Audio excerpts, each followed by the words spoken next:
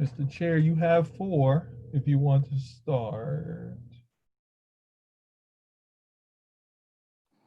Wonderful, thank you. Let's see.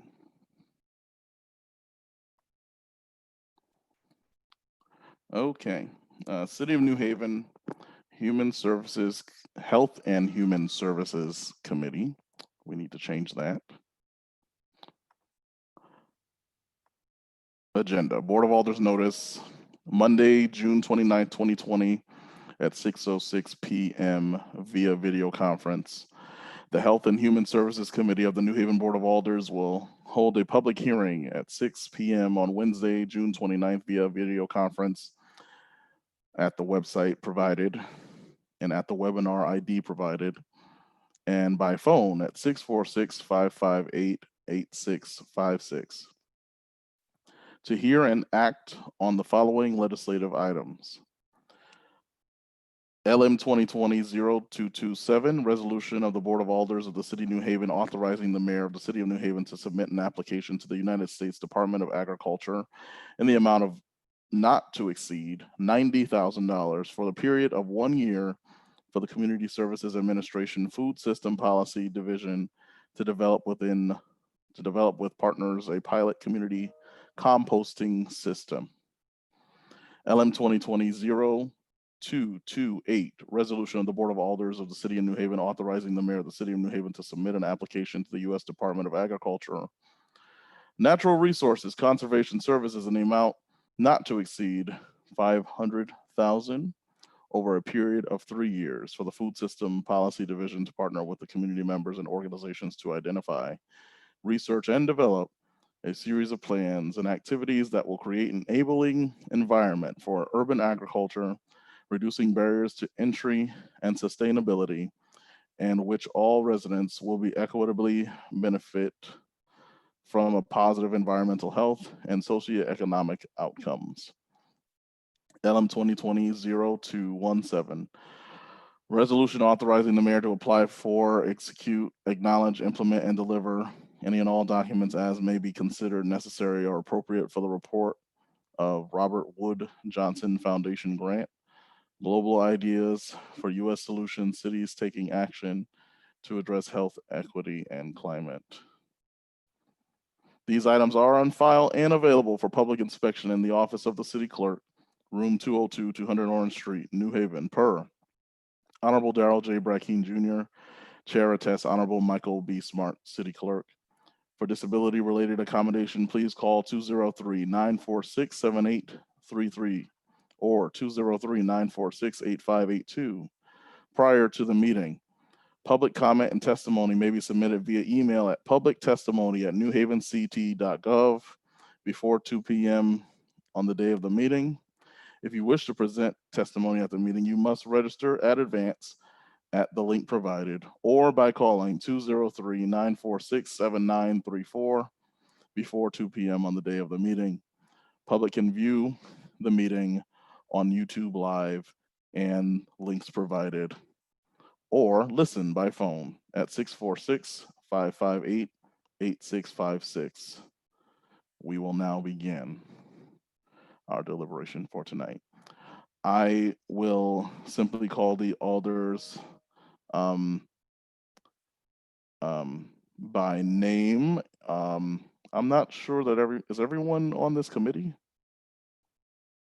Oh, thank you. Well, that's great. Okay, so I don't think we have guests. So I'm going to name committee members first, and you can respond by saying here. Alder Cupo. Here. Alder Winter.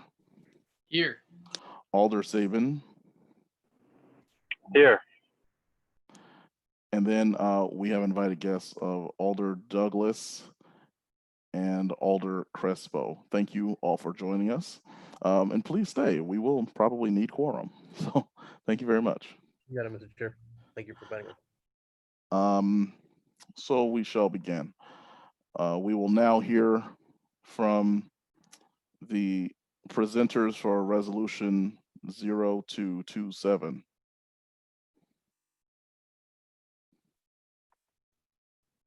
Which one is that, Mr. Chair?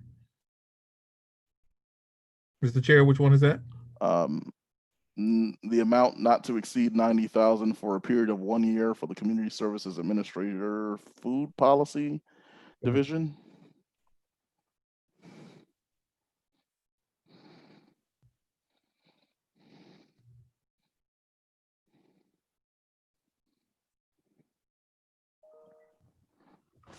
Hi, everyone. Good evening. Please state your name and address for the record, and anyone who will be joining you, then you will need to do the same as well. Okay, I'm Latha Swami. I'm the Director of Food Policy for the City of New Haven. I'm at 152 Temple Street. And Kimberly Acosta will be joining me as well. If you'd help me with that. Yep. Thank you.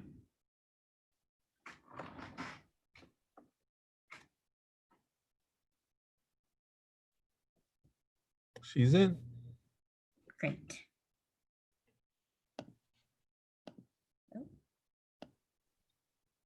If she can state her name and address for the record. Oh, you're on mute. Sorry, Kimberly Acosta, 255 White Street. And Yeah. also, I'd like to, sorry, go ahead, Sorry. continue. New Haven, Connecticut, 06513. Okay. I'd like to welcome Alder Clyburn, who has just joined us. You may proceed with your testimony. Great. Thank you. The City of New Haven Food System Policy Division is partnering with Gather New Haven, Peels and Wheels Composting, and Common Ground High School Urban Farm to submit a proposal to the USDA under its Community Compost and Food Waste Reduction Project opportunity. The Food System Policy Division has had continued interest in reducing the amount of food entering the solid waste stream, particularly through composting of food waste from residential, commercial, and institutional sources. Food waste recycling and composting is also a policy recommendation in the 2013 New Haven Food Action Plan and the city's climate and sustainability framework adopted in 2018. Specifically, this project would bring together a coalition of agencies to connect existing composting projects and create a new composting facility. The grant would provide $90,000 in federal funding to expand and develop the household food waste composting system created by Peels and Wheels in 2014 in partnership with New Haven Farms, which is now Gather New Haven. And it will enhance the existing Common Ground composting system. The project will also support and promote expanded community garden-based composting systems and backyard composting. This idea creates new opportunities for efficiencies and shared resources while creating a community composting model that has the potential to bring household food waste composting to scale in New Haven. This sets the stage for addressing commercial and institutional food waste in future phases. And yes, I am happy to answer any questions if any of you have any. I will take the cue on that by just simply naming members of the committee. Alder Cupo.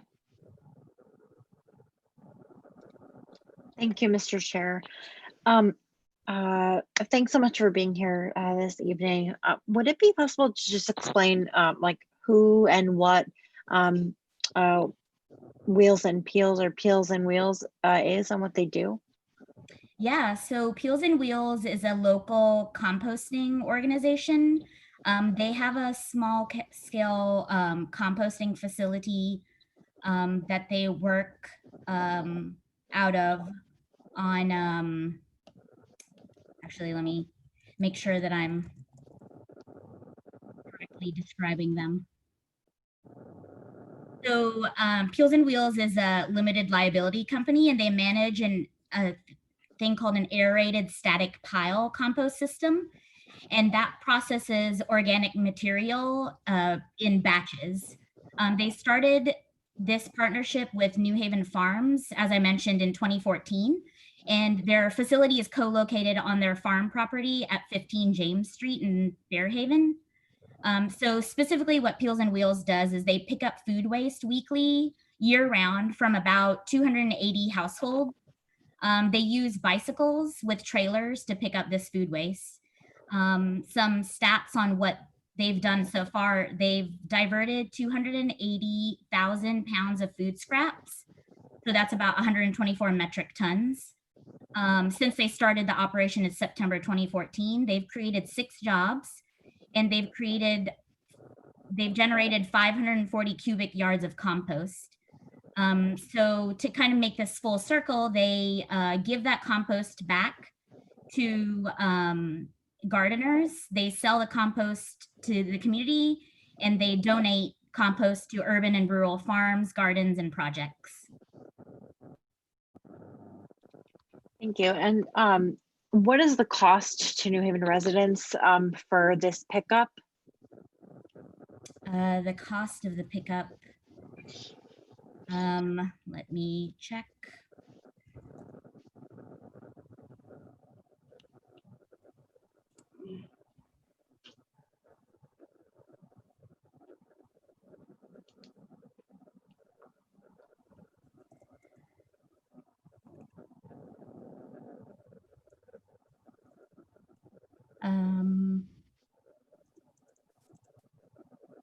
I'll have to get back to you on the specific cost for it per household.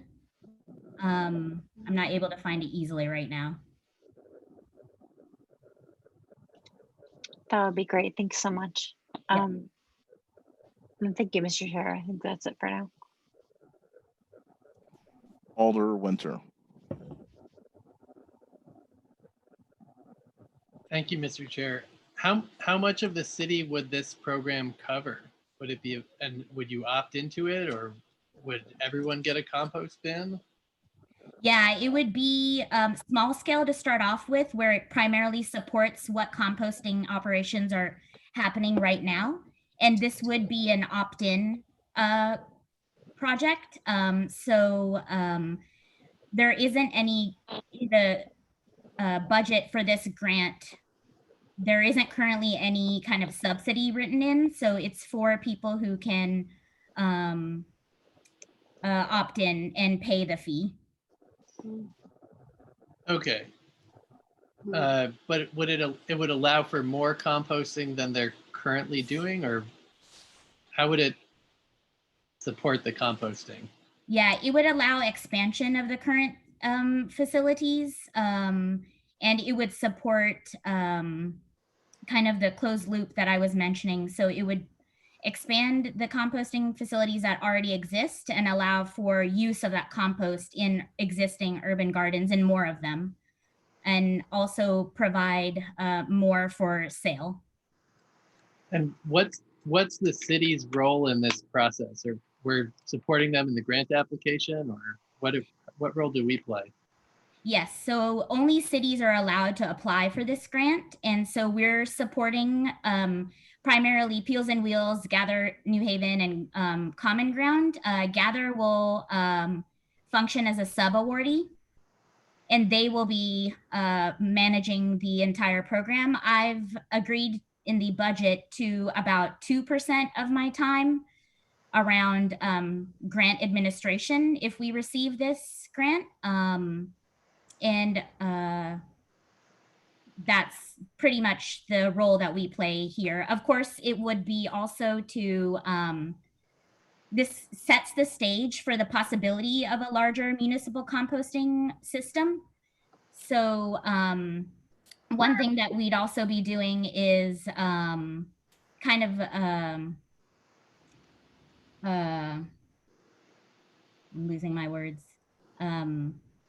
Gather all the resources related to composting, because right now there are a couple of different organizations that do composting in New Haven. So hopefully we can centralize information on composting, and that would be, for example, some of the 2% of my time that I would use to make composting, increase awareness around composting, and make sure people know what resources are available in the city.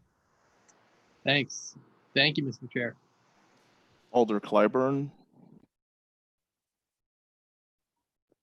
Thank you, Mr. Chair.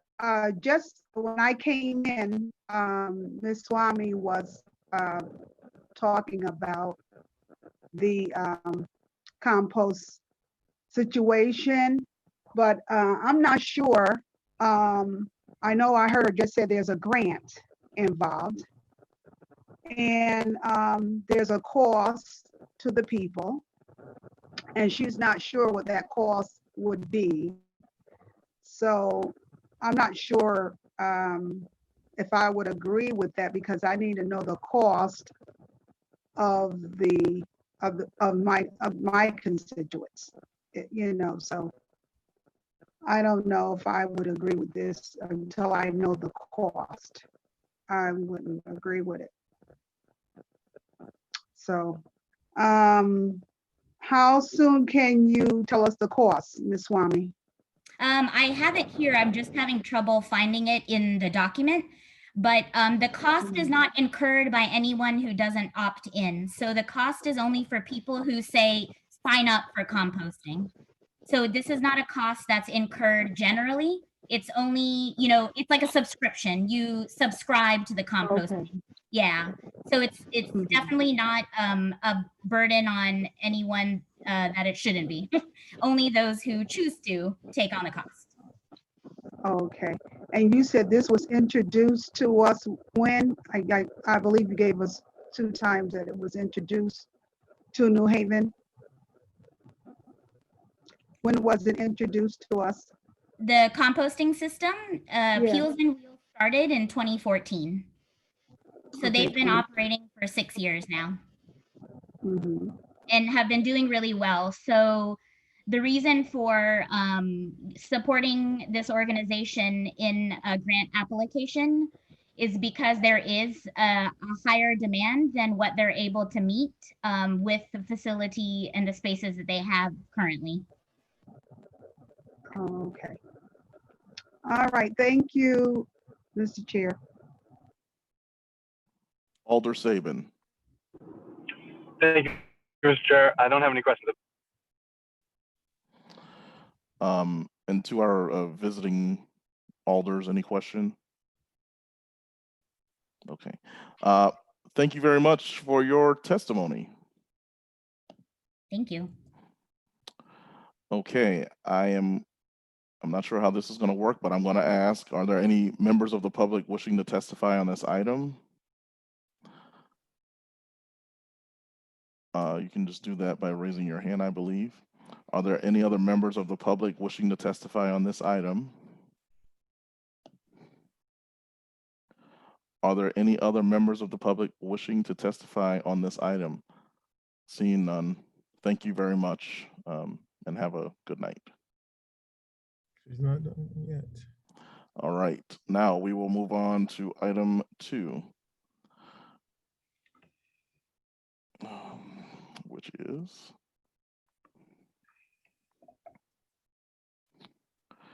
(0228), which is the resolution authorizing the mayor for a grant not to exceed $500,000 period over a 3-year system for food policy. Okay, it's the same group. That's why you're still here. Great. Okay. Go. Okay, thank you. I'm Latha Swami. I'm at 152 Temple Street, New Haven, Connecticut 06510. So while New Haven has a really vibrant urban agriculture committee, like many community, like many other cities, current zoning and municipal policy have been slow to accommodate its growth. The City of New Haven Food System Policy Division would like to better use zoning and policy to support local food systems in each neighborhood. But there is no one-size-fits-all urban agricultural land use policy. Urban areas vary in availability of land for agriculture, population densities, soil suitability, and resident interests. Therefore, the Food System Policy Division envisions creating an environment where urban agriculture and all of its related activities are proactively encouraged by city policy and zoning, with guidance from the communities that would have the most to gain from its environmental, health, and socioeconomic benefits. So more specifically, the Food Policy Division is partnering with Love Fed New Haven and Gather New Haven to submit a proposal to the U.S. Department of Agriculture under its Urban Ag and Innovative Production Grant to develop the first New Haven Urban Agriculture Master Plan, an effective, responsive, transparent, fair, efficient, user-friendly, and predictable but flexible blueprint to access land and opportunities in order to support the production and sale of locally grown foods, build community, improve public health and well-being, and provide economic opportunity, particularly in areas that have vacant or underutilized land and low access to food. An inclusive, community-driven process will guide the development of this actionable master plan and will build and expand upon work that the Food Policy Division has already initiated. Informed by previous community feedback and to focus our efforts, the Food Policy Division will prioritize 3 thematic pathways: create an equitable and enabling policy environment for urban ag in New Haven, assessing the socioeconomic viability of urban ag and its related businesses, and mobilizing resources for workforce development and training in urban ag and its related businesses. The New Haven Urban Agriculture Master Plan will eliminate longstanding regulatory, resource, and information barriers.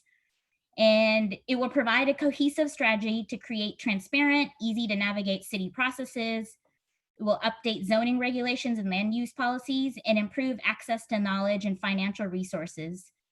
And it will better connect with Black, Brown, and low-income communities. Ultimately, we want all residents to equitably benefit from New Haven's urban agricultural growth and development. Thank you.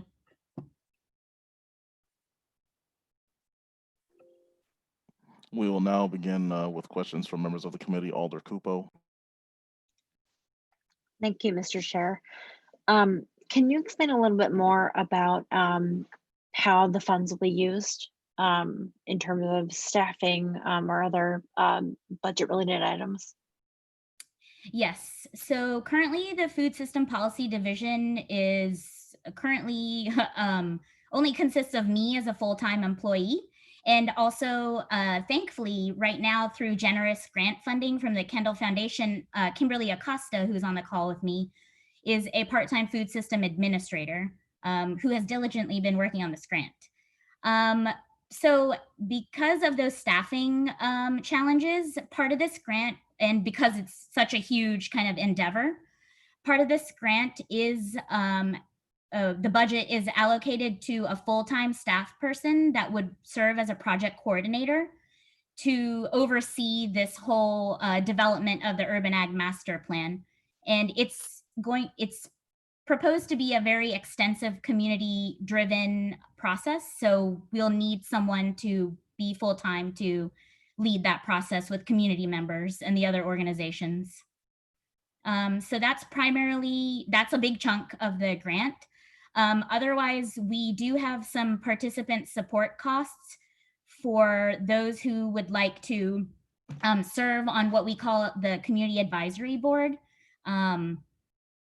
These costs will basically, the members of the Community Advisory Board will serve as consultants, especially in representing their communities and neighborhoods. And then otherwise, we have additional costs around translation services, childcare, printing costs for when we complete the master plan at the end. And that's pretty much it. That's the bulk of the budget. Thank you. So once the grant funding runs out, is there any, will the city need to match funds in any way over the course of the grant or once the grant is through? No, that's one really awesome thing about this grant. There are no matching requirements, whether through money or in-kind contributions. The full-time project coordinator will be on a contract, a 3-year contract if we receive the grant. And the reason that we are partnering with Gather New Haven and Love Fed New Haven is that, this is the process to develop the, like I said, the blueprint for many plans and activities around urban agriculture. And then Love Fed and Gather will continue the work in implementing this in our communities with support from the city, of course, and hopefully we find additional funding. Excellent. I know Love Fed does really incredible work in New Haven. So thank you. That's all, Mr. Chair.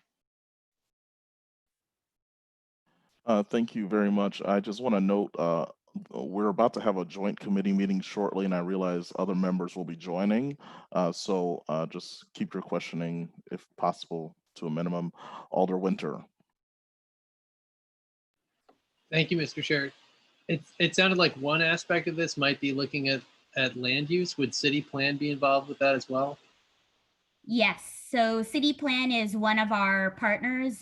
They have already written a letter of support in support of this grant. And I failed to mention that I'm actually working closely with City Plan, co-leading a green ordinances working group.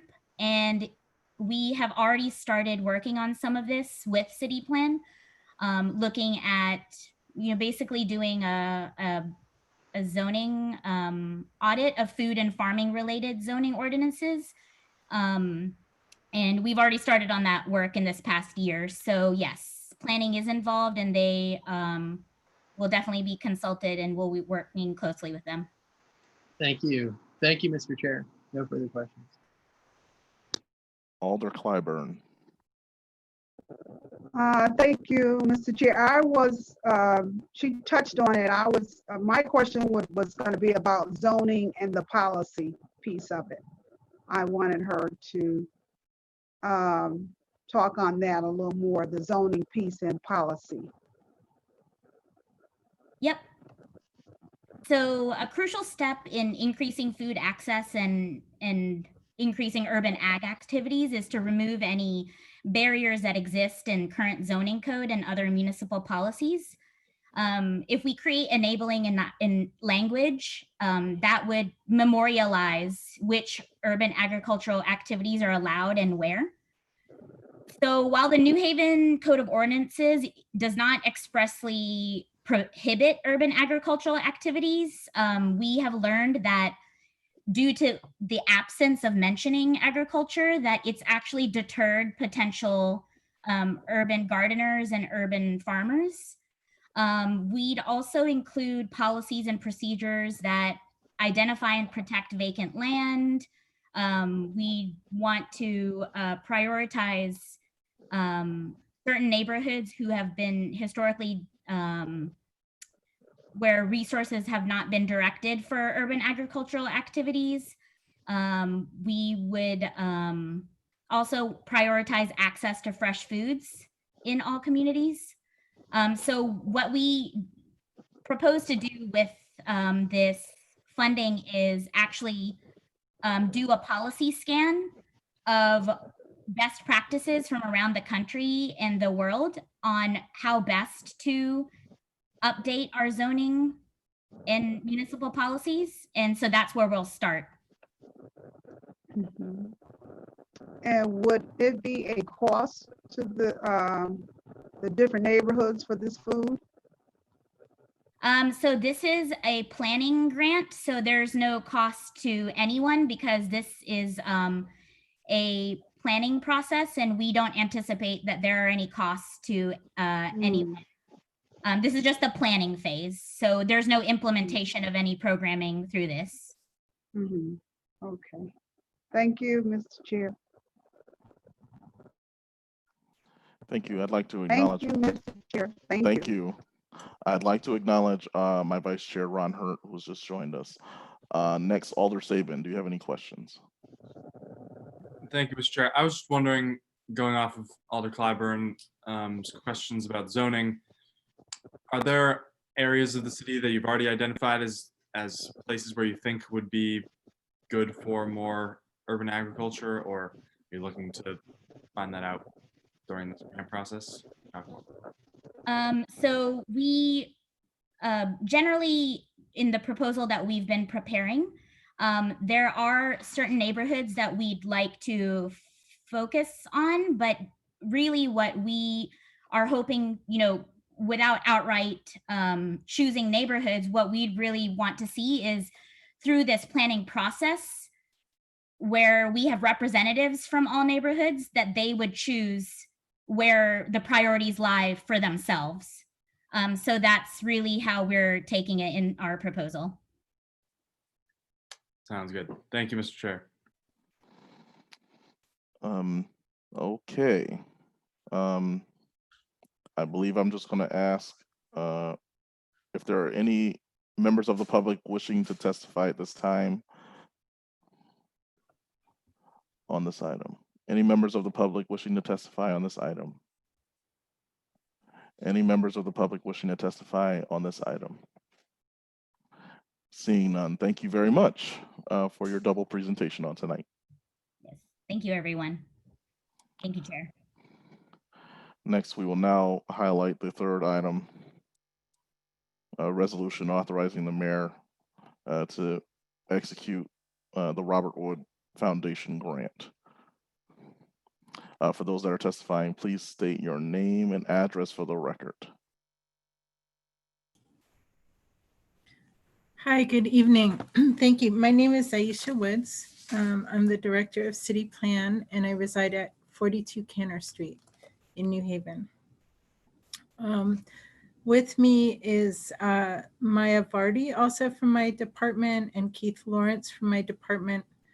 And I believe we may have the director of TTP. I don't see him in the room, but if he's in the waiting, you can certainly let him in, because this is a joint application between City Plan and Department of, there he is. Okay, great. So we're all here. So I'll just, I'll start with a brief overview on this, and then if any of my colleagues want to jump in and add something to it, they're welcome to, or they can also be available to ask specific questions. Latha provided a really wonderful segue. This is also a collaboration with her and her working group on green ordinances. This grant is uses, the grant application asked us to consider models from around the world to address climate and health equity policy in a city in United States. And so it's looking specifically at climate, at health, at equity, and there was an emphasis in the grant application to really consider innovative community engagement practices in city government. The again, like the grant that Latha described, the outcome of this is really to develop policy for city government, but it does propose a number of, active engagement processes that community members could participate in. So very briefly, as a synopsis, this is a joint application of the City Plan Department and Department of Transportation to the Robert Wood Johnson Foundation for a grant of $355,413 over a 30-month period. And again, it focuses on developing policy and practice for cross-cutting challenges of health, equity, and climate. The three goals of this project are really to develop and institutionalize inclusive community engagement techniques into city government practices. Also to codify some built environment and urban design changes in our green ordinances that Latha has been directing the working group on. And the specific areas that this grant would address is urban heat island effect, urban flooding, and local food security. And then thirdly, also to make active transportation safe and easier, thereby also reducing transportation-related greenhouse gas emissions and other air pollutants. So all of these practices, we were asked to indicate that they would have a health benefit as well. It's really built on prior work by City Plan, Engineering, and Food Policy Director to advance green ordinances and participatory planning, as well as the work by TTP on health equity, our transportation department on health equity and community engagement through their REACH grant. So it's building on some existing efforts within the city. The model we chose is from Cape Town, and it's called Talking Streets, and it begins with organizing walking meetings with residents and built environment professionals and city staff, so that you can really get a very ground up micro level understanding of how people's environment impacts them and the kind of changes they would like to see in their environment. And then this is also scaled up through some open streets events and through various workshops and other platforms to bring this knowledge that's very community-based into city policy. So I will end there, and I guess we'll turn it over for questions. Well, actually, we will have anyone that might be here to testify on this item needs to state their name and address for the record first. Okay.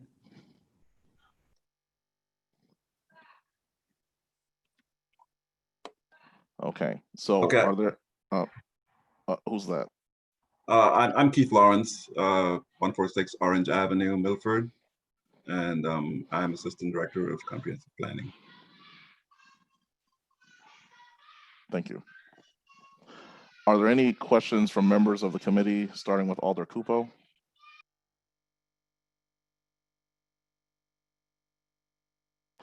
Alder Winter? No questions at this time. Thank you, Mr. Chair. Alder Hurt? No question at this time, Mr. Chair. Thank you. Alder Clyburn? Yes, thank you, Chair. I would just want to know the engaging the community and what communities did they look at to implement this? So we've proposed looking at using the Whaley Grand Corridor as a starting point, but it's not, again, it doesn't need to be limited to a specific geography. And so, that is something, we could also work with alders and find out where the interest was the greatest for this type of process. The other idea is, just using the grant to start it in a particular location. It would also build capacity within city staff that they then could bring to, they could bring citywide. Oh, so you said what's the location again, you said? So we had proposed that it would go along the Whaley Grand Avenue corridor, so from Westville all the way to Fairhaven Heights. And the idea behind that was really because that's the most active public transportation corridor. So that was kind of, we felt that might have, that would be a good place to start. Mm-hmm. And how would you engage the community? So maybe what was the plan? Mm-hmm. Keith, would you like to jump in to talk about that a little bit? Yeah, sure. I'll just chime in. As Aisha mentioned in the beginning, we are going to be applying. Hello, can you hear me? I can hear you. Yes, we are going to be applying a community engagement model piloted in Cape Town, and the main features of that are what they call open streets, talking streets, and street labs. So the open streets process is essentially a series of walking tours. Sorry, the open streets is a series of street events. So the streets are closed to cars, they're open to the public, and they allow for informal interaction among residents. Then there's a talking streets strategy, which are essentially organized walking tours that we would design in partnership with community residents to sort of feature and highlight important environmental sites, environmental issues along those streets. And those would be facilitated tours. And we would use that process to gather feedback from residents about, you know, their perceptions of their local environment, their perceptions of how the environment affects local health, and also their visions of how they think the neighborhood ought to be developed to make it more environmentally friendly.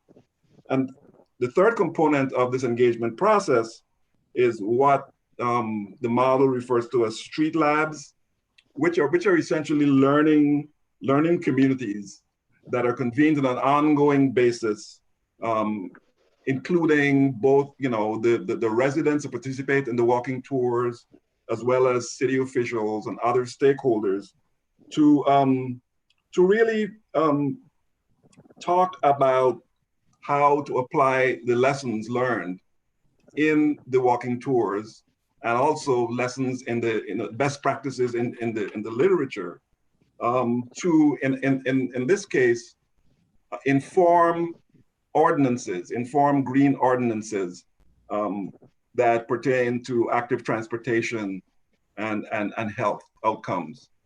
So the engagement process is meant to feed directly into the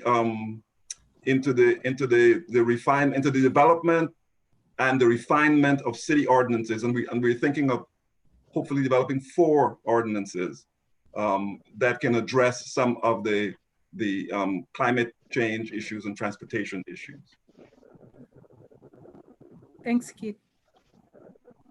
Thank you. Thank you, Chair. Alder Sabin.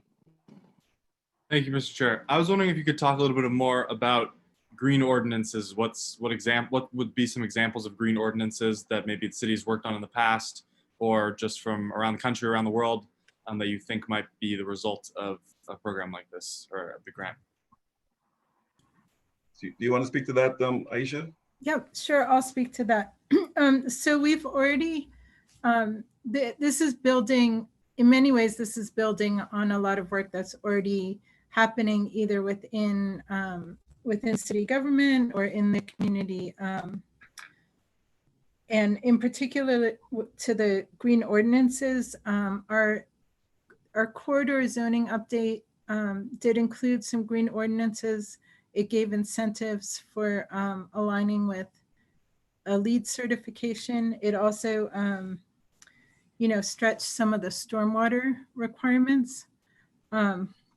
And then more recently in the BD3 zoning amendment, that also included green ordinances related to building performance, as well as stormwater on site. So it can, the green ordinances can address, it can either use an existing framework like the LEED model for, and so that's pretty comprehensive. It addresses energy, it addresses building materials, it addresses, it also addresses emissions that may be created on site. But we're really looking, to not have like a sort of one size fits all model, but to really understand what the kind of hyperlocal, both the vulnerabilities are, and as well as the priorities in designing the green ordinance. So rather than using a blanket model, having a more nuanced understanding of what those might be. Thank you. Thank you, Mr. Chair. Okay. Are there any, no other members of the committee? Okay. Are there any members of the public wishing to testify? Are there any other members of the public wishing to testify? Are there any other members of the public wishing to testify? Seeing none, thank you very much and have a wonderful night. The chair will now entertain a motion to close the public portion of this hearing. So moved. Second. Hearing it moved in second, the public portion of this hearing is now